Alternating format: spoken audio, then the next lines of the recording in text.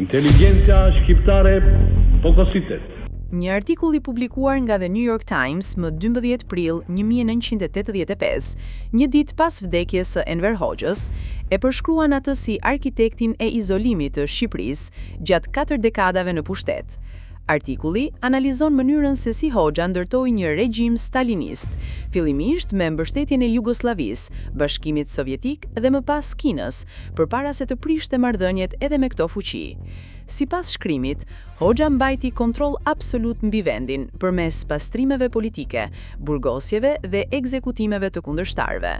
Shqipëria u shpall shteti i parë ateist në botë, ndërsa feja u ndalua plotësisht. Artikulli përmend gjithashtu presionin ndaj pakicave etnike dhe izolimin ekstrem ekonomik e diplomatik të vendit.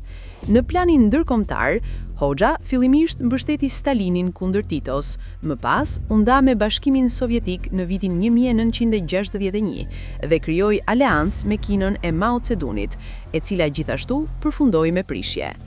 Artikulli rikujton edhe vdekjen misterioze të Mehmet Sheut dhe spastrimet e shumta brenda Partisë së Punës. Pavarësisht propagandës për industrializim dhe zhdukjen e analfabetizmit, Shqipëria mbeti një nga vendet më të izoluara dhe më të varfra në Europë.